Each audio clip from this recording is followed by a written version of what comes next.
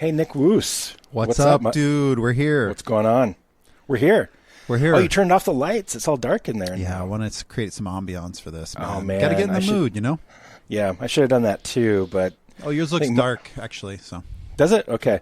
To me, it looks pretty light, but you have like some kind of light behind you. That's to cool. Those that are listening, this means nothing. No, but it's cool though. What is that thing behind you? A friend of mine got me a little light. It says Banana Necks. Oh, really? Banana Necks. That's awesome. Yeah, some kind of custom. You know, you can get any kind of merch these days. I know it's insane. Yeah, yeah. Well, welcome back, Nick. Yeah, thank you. It's been a little bit, but here we are again. We are going to talk about gatekeeping today. Okay, nice. Gatekeeping, I think, obviously in music, but it can apply to a lot of different things in life. Yep. And I've got some thoughts, pros and cons. I think a lot of people think of it as a negative thing, which I think generally it is. But I think there's also some benefits to it. I feel like I've been the perpetrator of gatekeeping once or twice, and I have to be careful of that. I try to not do that. But I'm a fucking music snob, so here we are. But I think that's kind of what I want to dig into is like what are the cons, but also like what are the benefits to gatekeeping if there are any. Okay. But let's catch up a bit. Sounds good. It wasn't too long ago that. I Hate Music live streamed your debut Traveler's Rest performance. I can't believe you did that. You told me you did that after, too. I was like, I probably would have said okay anyway. Yeah. I thought of it like last minute. I was like, oh, God, I'm going to do this. I actually, the other show I played was live streamed as well. They had it like on a tripod stand and stuff. And I think I'm going to have Sarah bring a stand or something to put in front of her or wherever she sits next time to actually do it for real. I think it would be awesome. Yeah.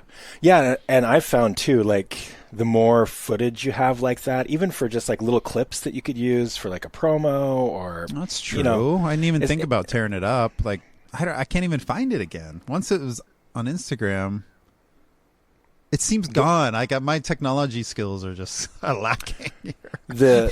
For I Hate Music, it's saved as a reel.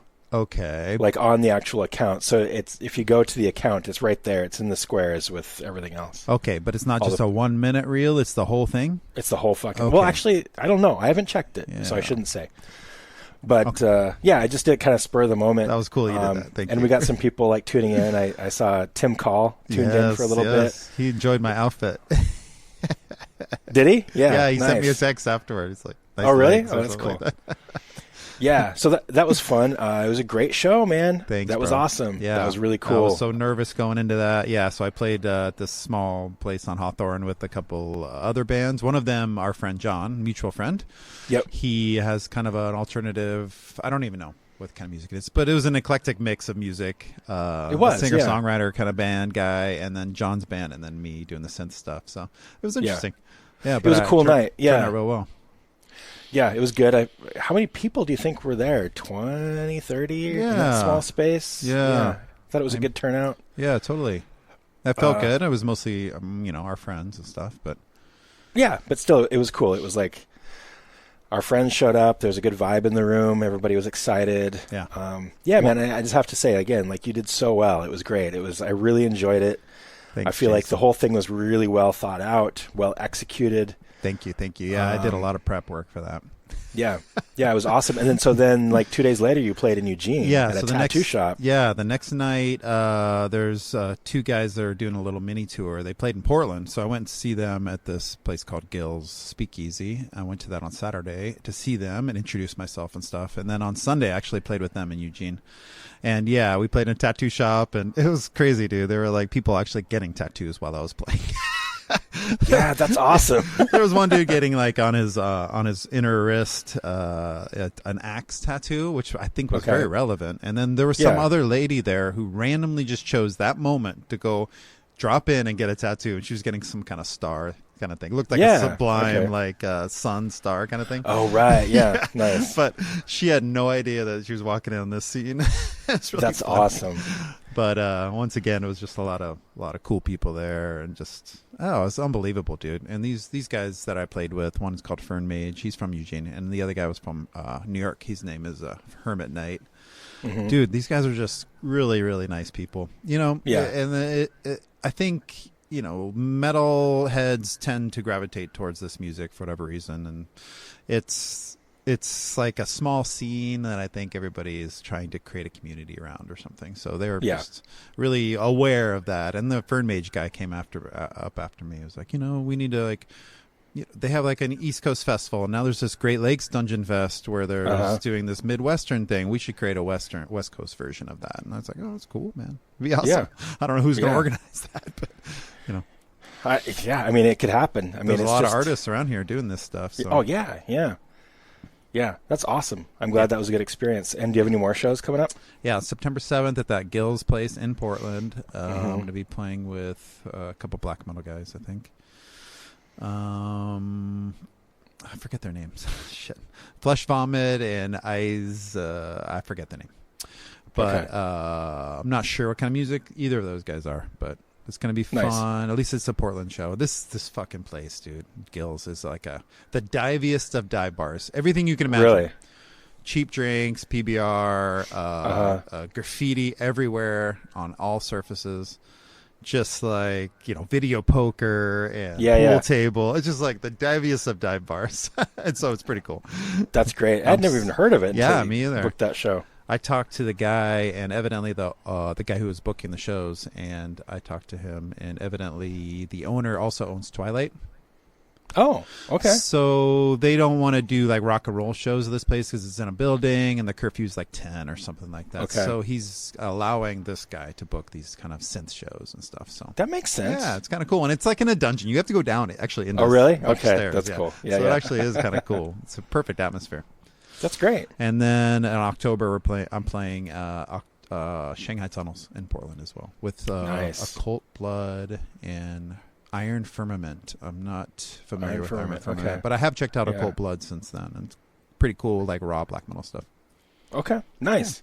Yeah, Shanghai Tunnel. I haven't been there in a long time. No, me either. I can't even picture where they have bands there. I mean, he said the guy from Occult Blood told me it's just like on the floor kind of thing. Like there's no stage or anything. So. Right. Yeah. I love that space though. It's so cool. Yeah, and totally.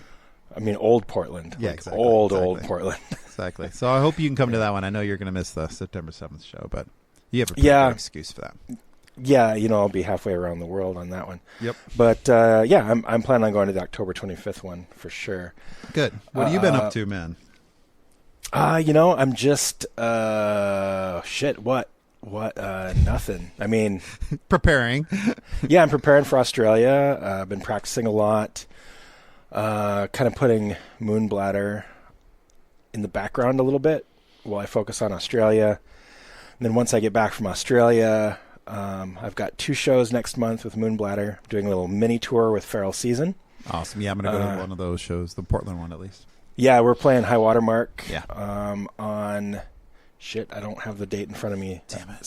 September something. Yeah, shit. I'd have to look at my calendar. So. Yeah, I should have had that pulled up, but I think it's like September 26th or something. High Watermark in Portland with Feral Season, and then we're playing. It is. I think the 26th. Okay, and then I think Eugene is that Sunday, which I think is the 29th. 29th. Are you playing at John Henry's there? Or? Yes. Oh, cool. Yep, John Henry's. Yep. With this Feral tattoo shop that I played was next door, like shared a wall. Oh, really? Yeah. Oh, crazy. So everybody that was partying at like John Henry's, which is like the only punk metal bar or whatever in that town, they kind of wandered over, which is kind of cool. Cool. Yeah, I played John Henry's last year with Thief and Allura Crucible, Toby Driver's. Yeah, I met a fan that saw you play there. Oh yeah, you mentioned that. So this dude came up to me after the show, and he was just like asking me about Dungeon Synth, and he had no idea about anything, like as far as my affiliation with this podcast or anything else. And then I think he was like, "Yeah, what other things are you doing?" I was telling him about Dolvin and playing with you, and then he's like, "Oh, I love Jason's podcast." And I was like, "Well, I'm on the podcast too." He's like, "Oh, you're Nick." I was like, "Yeah." So it all happened like that. It was insane. That's dude. awesome. Yeah. So he knew the podcast, but he didn't. Yep. And he knew that he knew that there was somebody else on it, but he didn't know it was you. Yeah, and I don't think he knew, that I don't think he heard me announce the show or anything. He found out from some other venue Right. or some other avenue. But his name's Daniel, and he's a super cool guy. And he said he saw you last year or whenever you played John Henry's last time with Toby Driver. That's awesome. He loves Toby Driver, this guy. Oh, yeah. Yeah, Shit, that was awesome. Toby Driver. Yeah. Anyway, it's kind of a cool thing. Oh, that's awesome. That's great. Yeah, that's a cool experience. It's a cool venue. I mean, I don't know about the tattoo shop, but John Henry's is cool. Yeah. But 29th playing there, and then I've got some other stuff in the works, but nothing I can announce yet. Okay, good. That's it for me. You finished the Dolvin bass too, which I appreciate. Yeah, finished tracking for the new Dolvin. Thank you for that. Mostly finished tracking bass for the new Sculptured record. Amazing, dude. You've been productive. Damn. Yeah, it's true. I've been doing a lot lately. You have. Also finding time to read. Good. Self-care, Nice. Good. The only thing I'm reading is my iPad. I read a book like this summer, but damn, I'm not reading much. I've been really trying to be better about reading. That's good. This year I read Goodbye Vitamin by Rachel Khong, which was really great. I'm currently reading the autobiography of W. Kamau Bell, and nice. I am reading A History on Seraphic Decay Records. Okay. And I'm also reading Siddhartha. Nice. So, damn. Yeah. You're all over the place. All over the place. Yeah, that's cool, man. Living my best life, as the kids say. Yeah. Well, you helped me with my show the other day. That was awesome. Yeah, that was great. I appreciated that. And we're also going to a couple shows coming up, so things are good. Oh, man. shit. That's true. Sunday. Coming up Sunday, we have Red Mesa at Twilight. Red Mesa is...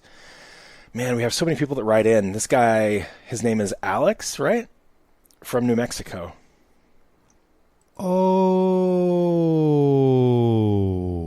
because there's a show at Dante's, dude. I'm confused because I thought we were going to go see Fantafaxax.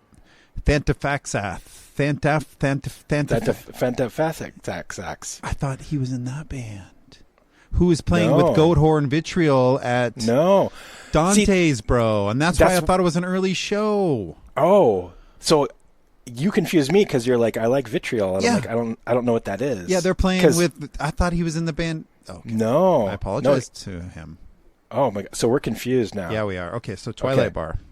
Twilight Bar on Sunday. It's Red Mesa. It's our New Mexican friend that wrote in about the New Mexican bands. Yeah, I thought he was in that other band for whatever reason. I don't know why funny. I thought that. Because you said something about Dante's, and I'm like, I don't know why you're talking about Dante's. Yeah, exactly. An early show and all that stuff. Oh, shit. So it's not an early show. It's not an early show then. Okay. It just says show at 8 on Twilight's. Awesome. So we're going to that on Sunday. Yes, going to that on Sunday. Dude. Okay. Sounds good. God damn it. I wish I could. I'm sorry, people, but it's hard to keep these names straight, the people that write in. But I believe his name was Alex from New Mexico. Awesome. Yeah, I can't wait to meet him. He wrote in a couple times, gave us a lowdown on the scene. Mm-hmm. And I think we played like a little bit of Red Mesa on the pod, a few episodes ago. But yeah, they're playing in Portland, Twilight. Cool. And with Breath and Ravine, who I've never heard of any of these bands. So that's going to be cool. I haven't been to the new Twilight either. Yeah, me either. So that'll be good. Cool, and then we may be going to see Stabbing on Monday. I would love to see 200 Stab Wounds. Uh-huh. Is that their name? Yeah. Yep. 200 Stab Wounds with stabbing. Yeah. It's like 2 stab bands. Yeah.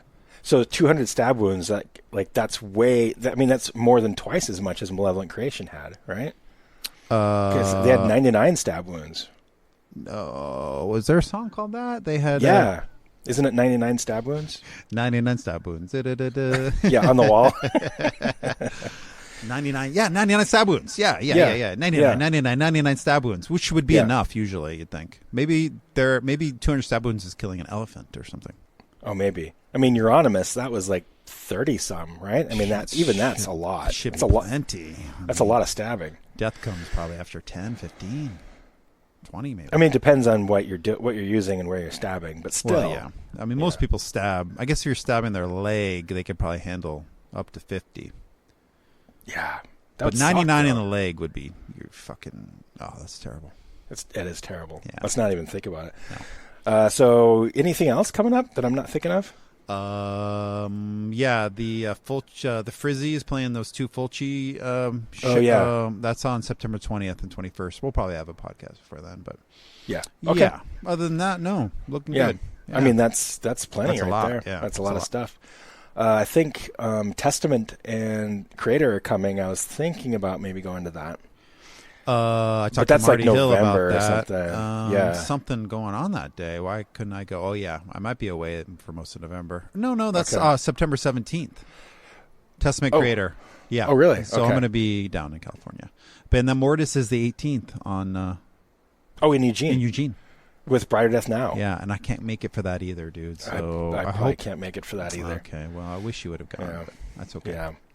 And then you told me to buy tickets to a show.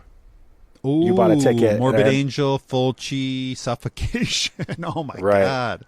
At Bossa Nova. Fest. Right? Yeah, dude, that's like November something, though. Okay. Yeah, it's a ways off. Anyway. November 29th, yeah. There are shows coming up. There are. Yeah. We're blessed right now, dude. There's a lot going on here. A lot going on. Jeez. And we're doing a lot, too. So congrats to us. Yes, definitely. It feels like a productive time. I think so. Yeah. Okay, so as always, visit the Earth and Sound store, earthandsound.org. Still have those Scum designs in. We still have the Ramones design in. Those have been moving slowly but steadily. Okay. Since the demise of Crossed Paths with Andy Whale's retirement. Actually got a few orders for those Crossed Paths shirts. So those will be, I can't imagine there'd ever be a repress of those shirts, and they're pretty sick. It's got the logo on the front, which is one of my favorite logos of all time. Really, logo, bro, badass. And then on the back, it's these fucked up pictures of Andy and I. So it's kind of cool. So yeah, I still got those. I think they're like, I'm charging like $10 or something for them. So did you guys just put out a single too? Well, what's going on? Andy's teasing the new record. Okay. We're self-releasing the new record, and he's been teasing it. So, I see. I thought it was an actual song. I think it was an actual song, but he's just teasing the release by like posting that stuff. This is the modern days, which kind of, he's an older guy. I'm surprised he knows how to do this shit. That's a complicated world, I know. Like doing these kind of teasings and stuff is smart. Yeah. I think he knows, he knows what's going on. Yeah. He's Andy fucking Whale. Yes. And you have to have some promotional skills. That's a skill. Yeah. Cool. Oh, yeah, for sure. For sure. Also, Patreon. We got a few Patreon subscribers. Thank you so much. That helps with overhead. That helps reduce cost out of pocket for us. Helps us accomplish things that we want to do moving forward. We greatly appreciate it. Thank you. Yeah, you can become a $5 a month, $10 a month, or $20 a month member through our Patreon. You can find a link in our link tree. You can get to the link tree through Facebook or Instagram. And it turns out you can just donate any money amount that you want. We got like an $8.67 one the other day. So regardless, awesome. We deeply appreciate it, and it helps us out a lot. The playlist, as always, it is updated once again. I think the attitude for the playlist going forward is going to be just kind of not as strict, not as focused on a particular episode, but kind of like what we're listening to, what may be on an episode, what may be on an upcoming episode. Just not a strict changeover for each episode like it was, but we did add some stuff today. So check it out. And again, please email the podcast with questions, topics you want to hear us discuss or you want to talk about. Corrections for Nick only, please. hate.pod.music@gmail.com. And last episode, you might remember, Nick, I mentioned a contest for people to write in and send me their own version of the I Hate Music theme song. Yes. We got exactly zero songs, damn. Which is fine. So maybe somebody will jump on that. I think our friend Sebastian is working on something right now. Of course. That's awesome. Yeah, but I got a couple comments from people on that, and people are working on some stuff. But yeah, if you want to send those in, I will play every single one of them that I receive. And the one that we like best will get a crazy care package from I Hate Music. Awesome. So send those in to that email address that I gave you. We do have one listener email that I'm going to read this time. Okay. You ready for this, Nick? I am. Okay. So if you have a drink in front of you, which I'm about to, I am actually going to be drinking this. This is kind of crazy. I'm addicted to these things. It's a V8 energy drink, and I hate energy drinks, but this thing is amazing. It's a Wow. black cherry Wow. V8. It's delicious. And it's called an energy drink, but it's like real fruit juice. Of course, there's some sugar in it and shit, but it says it has the amount of caffeine of like half a cup of coffee. So it doesn't really seem like an energy drink to me. Yeah, exactly. But anyway, these things are delicious. But yeah, raise your glass because it's from Kyle. So Kyle. yeah. Drink. Yep. Drink. Kyle writes in and says, I just listened to the latest podcast and was very interested in all the Buckethead talk at the end. Like listener Sebastian, I am also weirdly into Buckethead. Huh. I started listening to him in high school after hearing Jordan in Guitar Hero. I don't know what Jordan is. Was it a song? Probably. I guess so. Yeah. I used to download all his albums, which I gave up on when he started dropping 100 per year. Yeah. My wife and I saw him live twice. I have some toys he handed out at the shows and some signed records from his site. It just says Buckethead. Awesome. I stopped following his output for a while because there was just so much, but got back into it 2 years ago when I found a fucked up podcast called Getting Head, a bucket cast, that was going through all the Pike albums. That gave me some recommendations on newer stuff to check out. Since then, I stopped again, but still listen to a handful of my favorite albums pretty regularly. So if you're looking for any additional insight into all things Buckethead, I'm pretty familiar with all the weirdo lore and such, and would be happy to share. Awesome, dude. Yeah. Jesus. Okay, yeah, we still need to make that happen. But Yeah, so we're still going to work on getting Sebastian on to talk about Buckethead, I but love that. it could be cool to get Kyle on that too. We could have a Kyle and a Sebastian. Oh, you know how much drinking's going to happen every time we name the names. We're going to have to. Well, we'd have to get somebody on from Guar on too, you know, and then it would just be too much. Yeah, exactly. So anyway, Kyle, thank you for that. Thank you, Kyle. So yeah, gatekeeping. I mean, Yeah, what's gatekeeping to you? What is it? What's your definition here? you know, that's a good idea. I didn't look it up to see like what the proper definition of it is, but I think that it's understood that gatekeeping is when you are denying accessibility to people that are ignorant of a subject. Yeah. You are denying them entry because they don't know about it. Basically. I think this happens when people identify with a community and they feel protective of that community, I think. Yes. So that could happen in all realms of our life, you know? Yeah. It happens on the VHS Facebook page. If some kid is like really? trying to... Well, I'm not familiar with that. I'm sure it exists. I'm just saying. I thought you were speaking from experience. No. Oh, yeah. These VHS guys.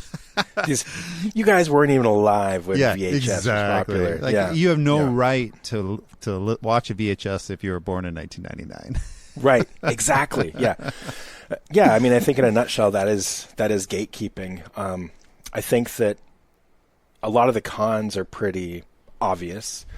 You know, I think with gatekeeping, you can exclude people from learning about it that have a genuine interest. That's right. You know, That's right. and I think that's the biggest con that I can think of. And I think we've probably tried to approach a scene and been a little bit overwhelmed by it and felt intimidated to go further because of seemingly feeling awkward and uncomfortable around people that are really into it.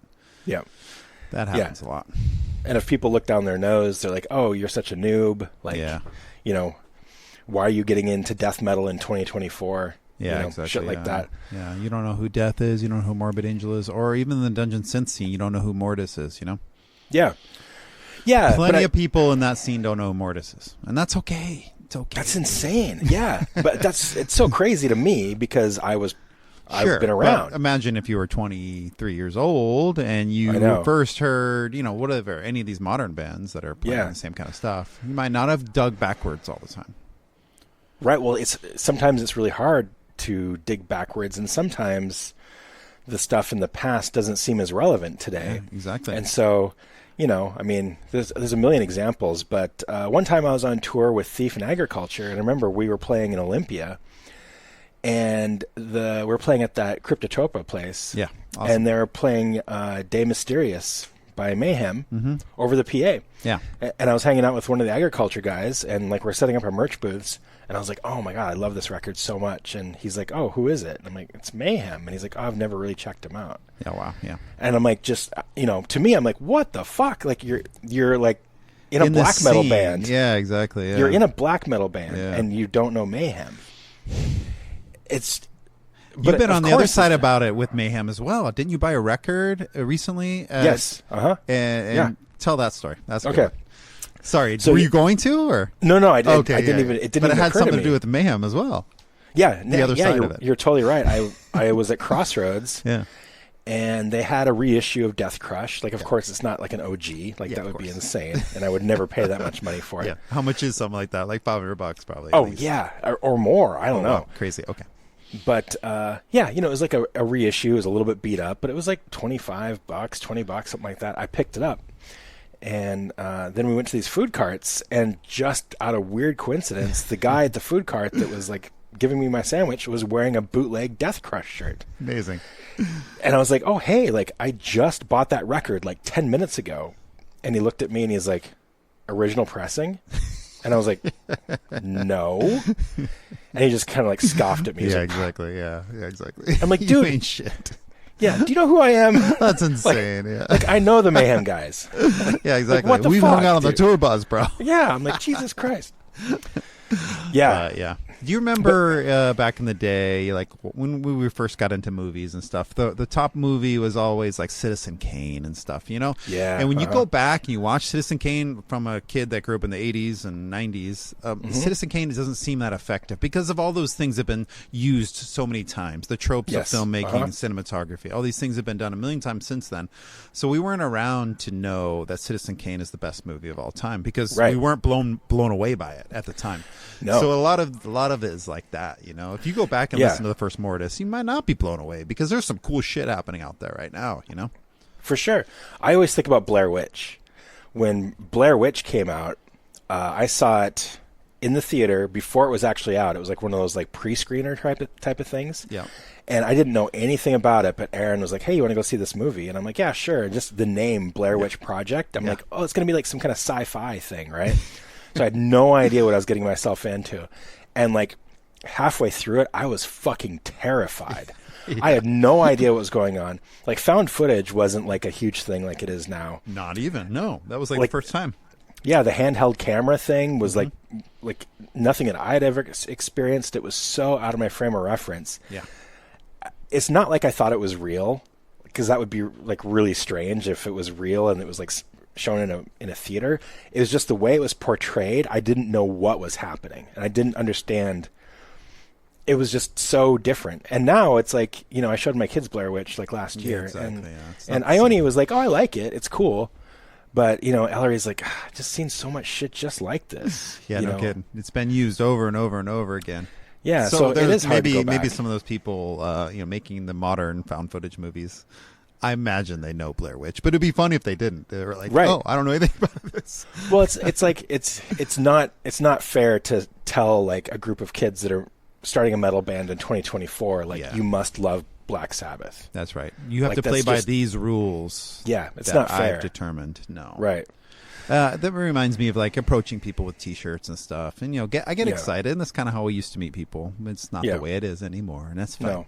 But I've seen like a kid in probably 7th or 8th grade with an Iron Maiden shirt on. It's like, dude, that's awesome. You have an Iron Maiden shirt, man. What are you into? Right. And he was like, oh, my uncle gave this to me or something. It was like that. He didn't know anything about Iron Maiden, and that's fine. I just like it was a moment of like, okay, I have to kind of keep my judgments to myself about this stuff and not be an asshole, Right. Yeah. Even though inside I was furious. Yeah. I feel you. It used to be, I can't think of the term.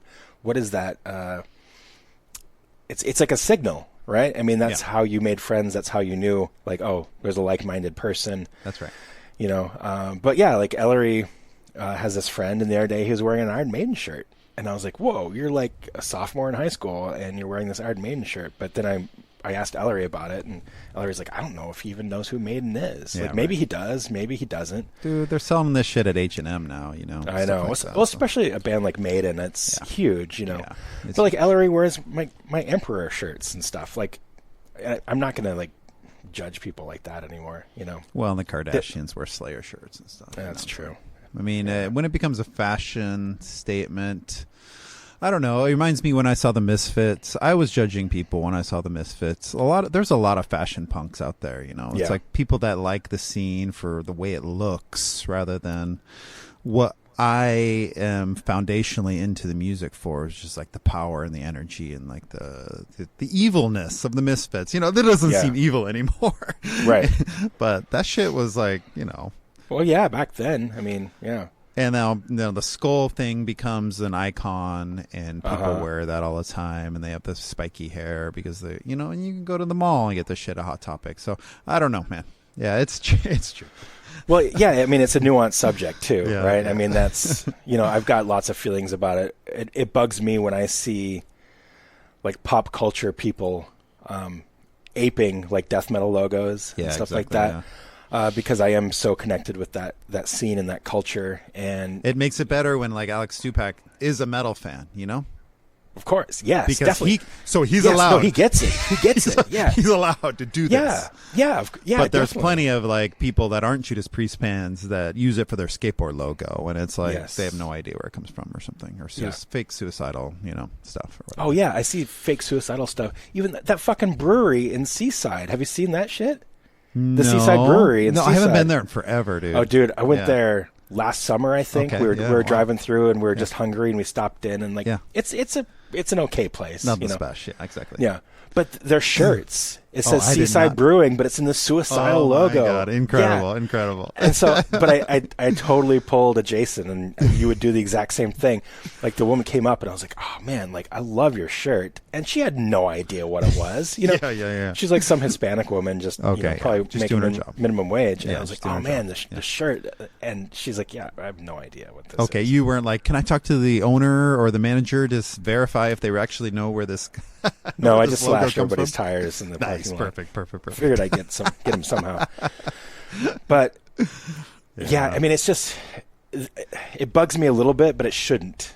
But it bugs me only because of my history with the scene and the culture and what it used to mean back in the day. Back in the day, it used to be like a huge connection to somebody. Yeah, exactly. Now it doesn't necessarily mean it in the same way. No, and I think it probably stops me from exploring different things because I'm intimidated a little bit. You know, I wonder if it does.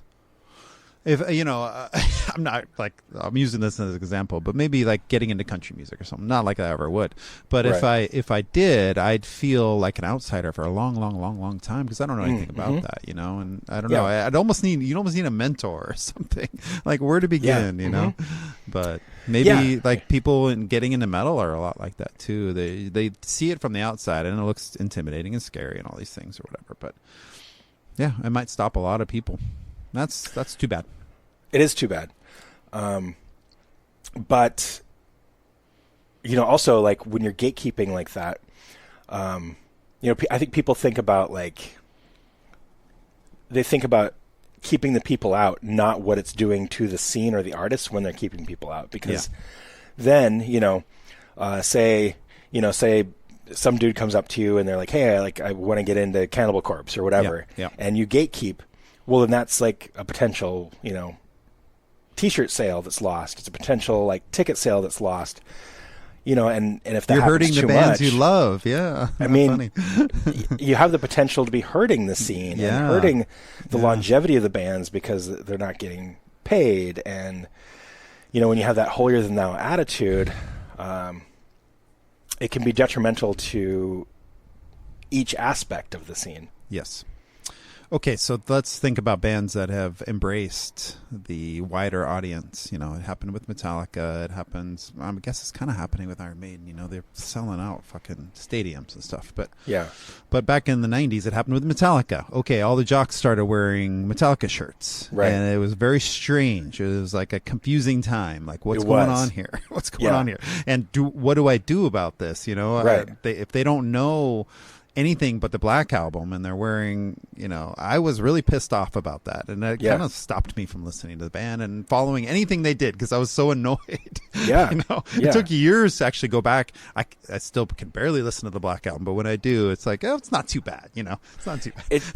Yeah, agreed. But, yeah, but I'm not listening to Load and Unload and all that stuff. But yeah, that's a band that embraced the change, embraced new crowds, popularity, commercialism, all these things, right. and yeah, they get a lot of shit for it. But they do. They're walking to the bank with their money, so maybe is that what it's about? I don't know what it's about, but I don't know either. But you bring up a really good point too. Like, it was only a few decades ago when I would wear a Sepultura shirt to high school, and the jocks would make fun of me mm-hmm. and bully me mm-hmm. and threaten to beat me up after school because of my T-shirt. And then fast forward, like less than 10 years later, fucking Roots comes out.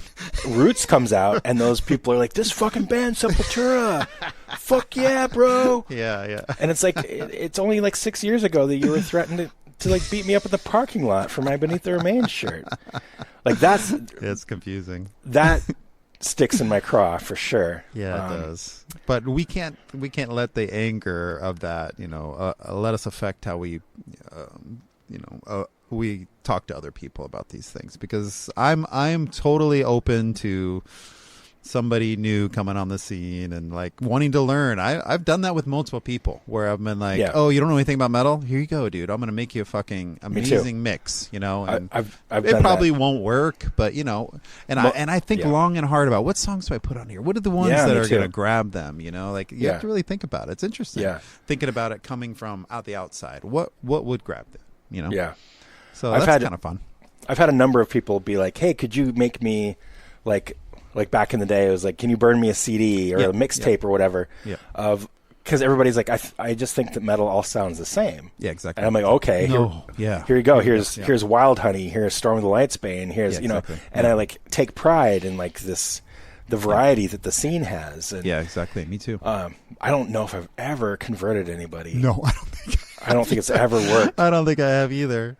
But I think I've tried taking people to shows and stuff too, and maybe that's a good way, but that doesn't always work. I don't think it's ever worked for me, ever. Yeah, maybe like one particular band, if you already have like a footprint in the scene or in the style of music, the genre or something. Yeah. Like hey Nick, you should go to this Voivod show with me or something. Yeah. Like stuff like that works obviously, but I don't think I've ever like totally like from somebody on the outside. Yeah. Yeah. I took a friend, I think long and hard about it. It's like, okay, I thought I'm going to take my friend to Overkill. It's like, I think they're a good thrash band, and I think they're good, catchy songs. Might be a good opening. I think Nevermore opened up too. It's like, this is going to be good. Melodic, a lot of guitar shredding. They're really into instruments. This is going to be good. Showed up, and Nevermore was great. And then Overkill came on, and they're all like modern Overkill is like they're wearing biker garb, and it's all about like being bikers and stuff. Oh, and what? Like they've embraced this kind of biker image. Yeah. My friend could not get over it. It was just like, dude, what are these guys, a fucking metal biker band? I was like, no, dude, they're thrash, man. It's like, it was really hard for me to like, convert him after he saw that stage show, unfortunately. Yeah. But, yeah. I feel like every time I do shit like that I'm like, well, but actually that show wasn't that great. Yeah, exactly. And they, like you would have really loved it if they played this other song and like the crowd was kind of off. Yeah. I have a friend that right now he's trying to be a little edgy or whatever, and he told me about this. He's like, Nick, I'm trying to be edgy this year, and you mentioned this guy to me. Yeah, and so I invited him to my Travelers Rest show on October 25th. We're playing these black metal bands in Shanghai Tunnel. So we'll see what happens, dude. But I hope you come, because you're going to see this guy there, and he's super nervous already. It's like 2 months away, and he's like, oh, what do I wear? What am I going to do? It's like, dude, don't worry, just chill out, bro. That's the question. Oh man! And then people are like, I'm going to wear a white T-shirt and freak everybody out. I'm like, dude, nobody's going to fucking care. Nobody's going to care. Yeah. Yeah, but I feel like in general, if someone if I were at Azoth or some club that has a definite vibe to it, and somebody comes in and they show a genuine interest, I feel like between like what they say, their body language, how they hold themselves, you can really see if the interest is genuine, or if it's like if they're trying to be like a cool kid or like a scenester or something. I feel like it's really, really easy to read. Dude, you remember that guy we met at the Death Fest First one. We were up in the balcony, and that guy was just, he happened to be in the, remember that? Yeah, you're right. Yeah. That's a good example, because he was just happened to be there. He had no idea what was going on. Great example. I forget, fucking Suffocation was playing or something. Somebody was playing. Oh, it was Deeds of Flesh, wasn't it? Deeds of Flesh was playing. It's like, this is the most brutal shit ever. He was into it, dude. He was into it. Yeah. Probably pretty drunk, but. He was pretty drunk, but he was like, he was there for like a work trip or something and just decided to go to the show. And he's like, I've never listened to metal. I know nothing about it. And I was like, we're like, come check this out. And he was like, give me high fives. And he was like, dude, this is changing my life. Like, he was like so into it. That's amazing. And obviously the alcohol was a factor, but he was like genuinely enjoying it. Or like when we were in Houston for Hell's Heroes and you made the Uber driver play Slayer. Oh yeah, that's right. Right off the bat. Yeah. He's like, oh, I don't know anything about the music. He was a hip hop guy or something. Yeah. And so I was like, here's some, I don't know. Where do you start? You have to think about it quick. It's like, you do. Mandatory Suicide or South of Heaven or whatever it was. It's like, okay, this will be a good way to introduce him. Yeah. And he blasted it. So loud. And I mean, he claimed to like it. Yeah. I don't know. Who knows? But yeah, I think a lot of people are intrigued by the scene on the outside, but probably intimidated to like actually participate. So yeah, well, it is intimidating. I mean, like you use country music as an example, and of course that's intimidating in its own way. But metal tends to, look scary, even if the people aren't scary, and sometimes the people are scary. Yeah, so it's hard, but I really do feel like you can get the vibe of a person and be like they have a genuine interest, or like they're already into horror movies and comic books or something. Exactly, that's a good person that you could get. Yeah. Or a skater kid that's really into punk or something. It's like, oh, dude, check this out. If you're really into punk, check out the Slayer. Or check out Suicidal. Maybe you hadn't heard them. Exactly. And I think that type of crossover makes more sense. But if it's, I guess that's why, again, like going back to the jock thing, like that just bugged me so much. It was yeah.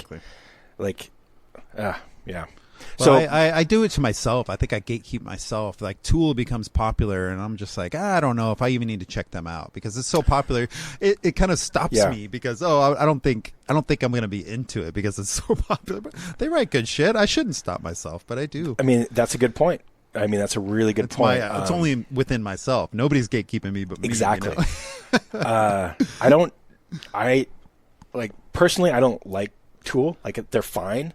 But like I've checked them out enough. I saw them live once, not really my thing, but I do that. Like I do self gatekeeping with bands like Mastodon, Gojira, Devin Townsend, Devin Townsend, Mother. You've done it a few times. Yeah. I do it a lot because, but that's interesting. It's an interesting concept because I think I've on this pod before I said things like, I can look at a band and know if I'm going to like them or not.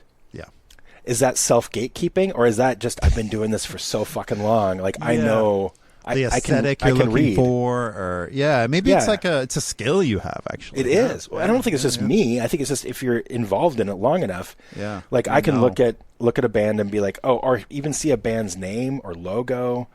And it's hard meeting people in public and they're like, oh, dude, you must be into Red Fang. It's like, nah. It's really hard to explain what I'm into. Yeah.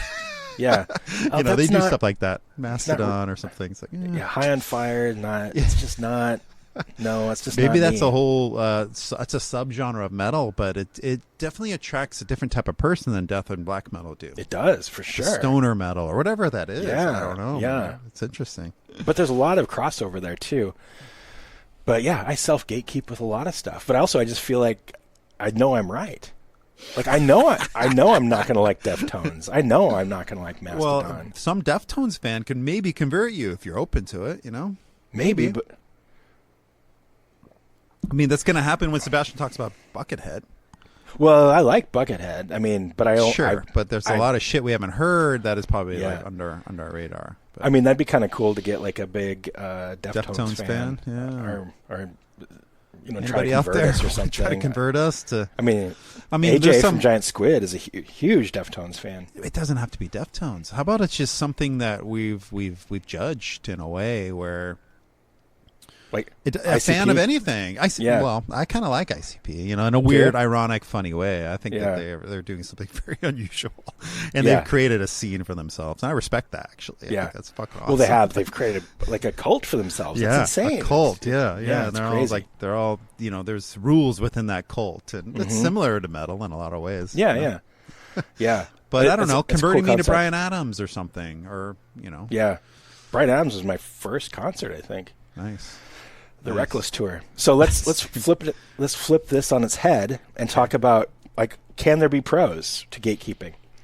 And I think there can. I've got some points. Go for it. Yeah, go for it. Think about this. I have to look at my list. I wrote these down, actually. So obviously a lot of this is subjective. Yes. But, like, what I have written down here is that gatekeeping can help keep out harmful outside influences in people.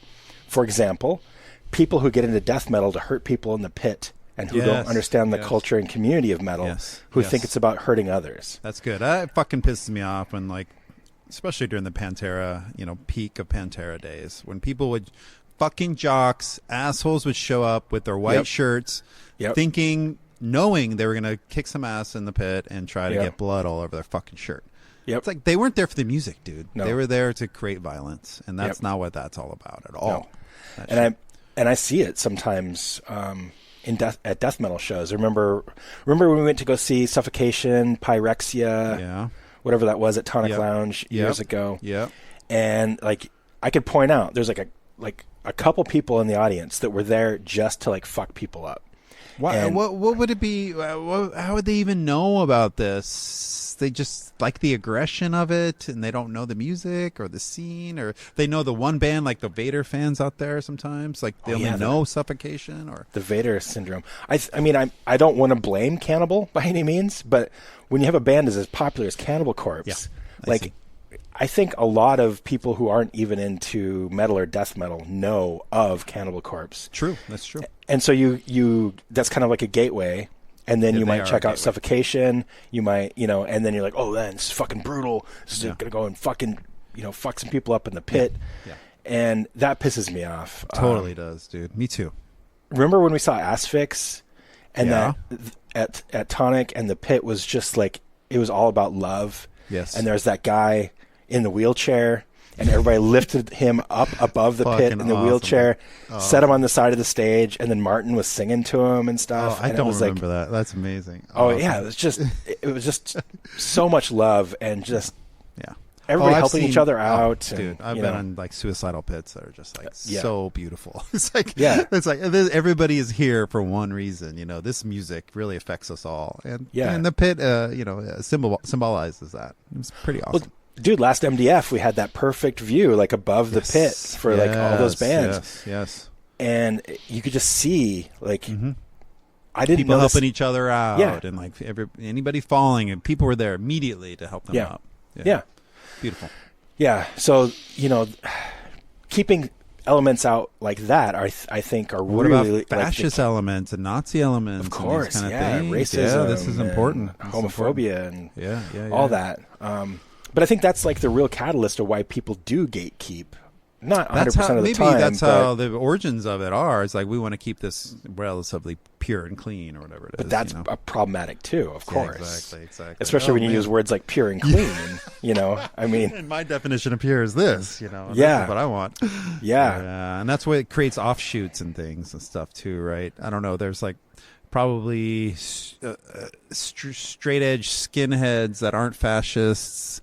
Right. Like, there's scenes of people that were annoyed by the racism part, but still want to engage in that kind of skinhead mentality, or whatever the oi bands are doing, or whatever the fuck's going on over there. I don't know, but but if you keep, but it's hard. It's like you want to keep the scene pure because you don't want to taint it, but at the same time, then you're blocking those outside influences, and so the scene never changes and never evolves. Exactly. And then it goes stagnant, and then it's dead. So that's interesting, man.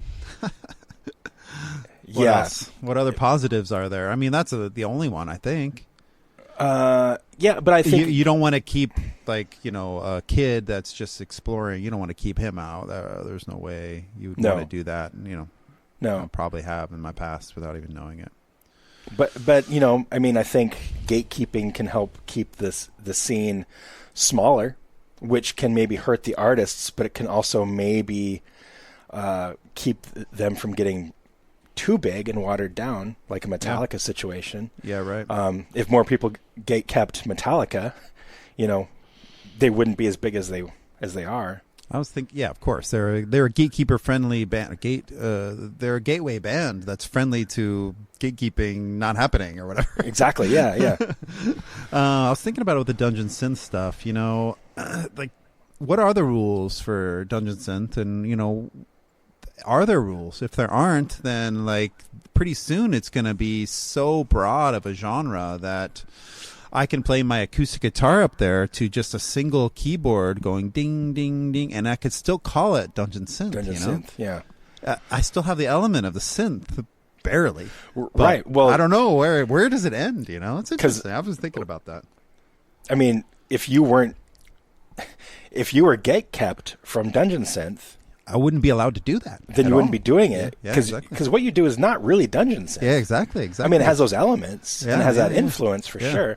But that's what makes anything great, especially art, right? Is like the bastardizations and when it changes, that's what makes things good. Yeah, but the guys that are originally into it with the Mortis kind of mindset, black metal adjacent kind of, they wouldn't like the shit I'm doing at all. No. And they think it was for fucking pussies or something. I don't know what. But, yeah. So I'm sensitive to that a little bit. It's like I want to be part of this kind of weird scene, but I don't want to play by their fucking rules, Exactly. But that like goes against everything that I said was positive about gatekeeping. It's a nuanced thing, and there's a lot of gray areas, just like our talk about talent, Yes, exactly, yeah.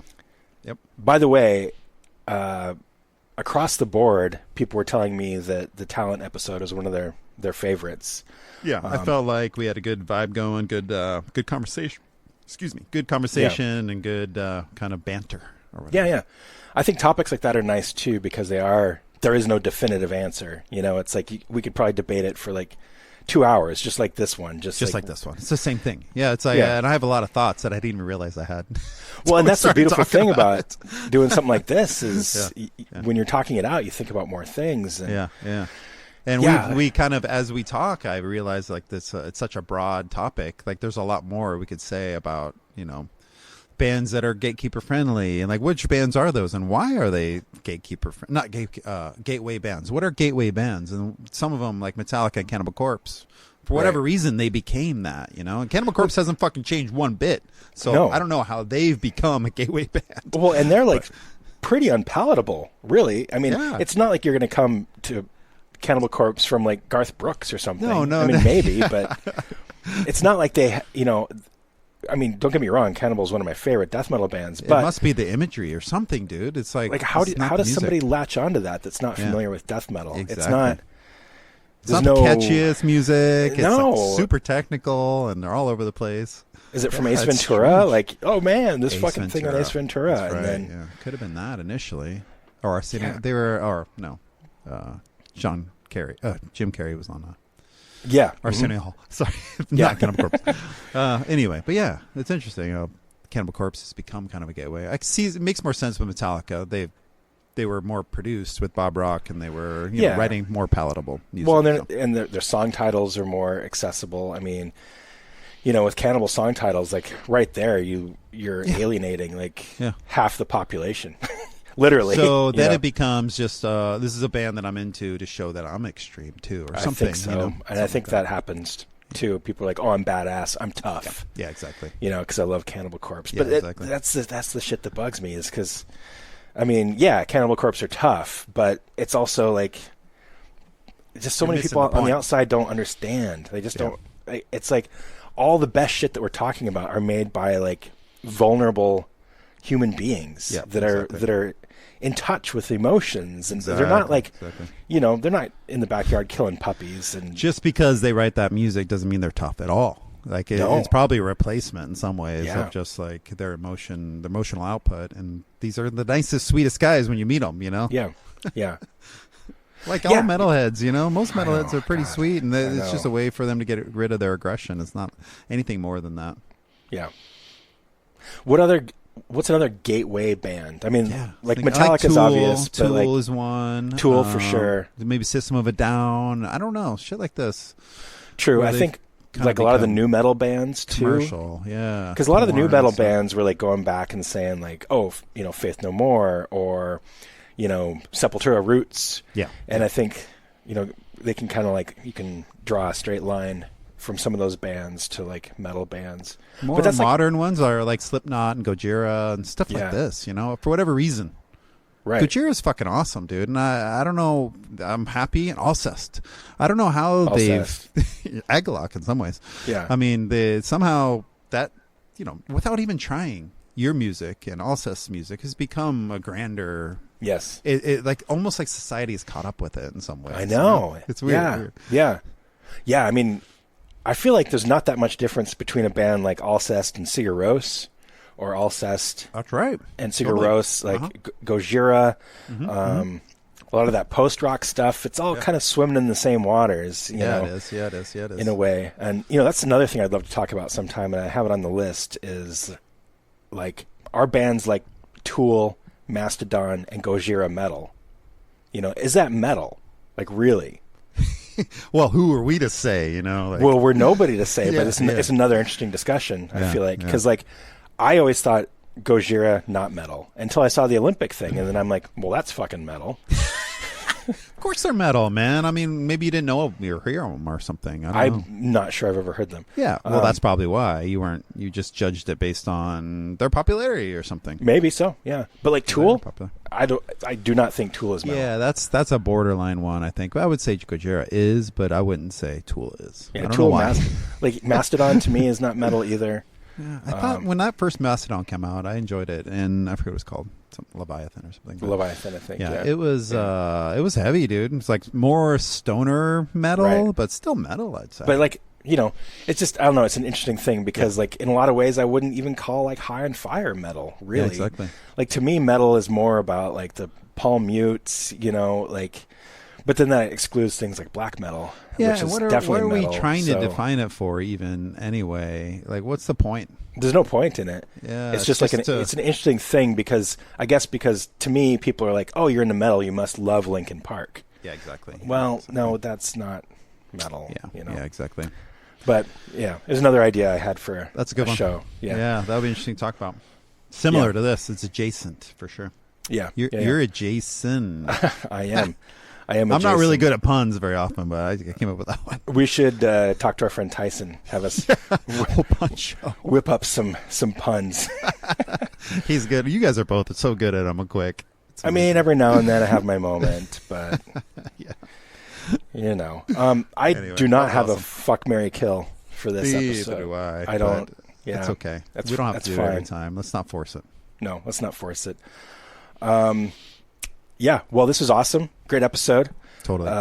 Thanks for joining me on this, Nick. Yeah, you're welcome. Thank you.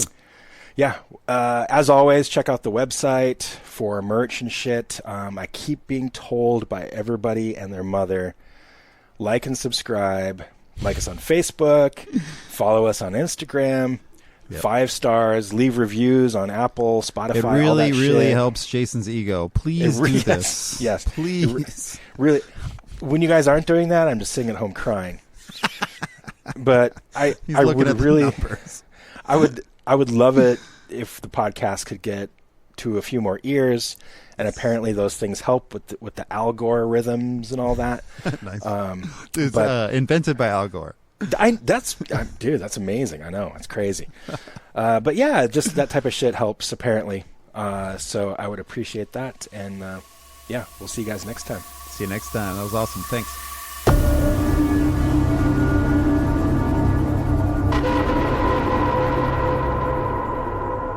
An Earth in Sound production.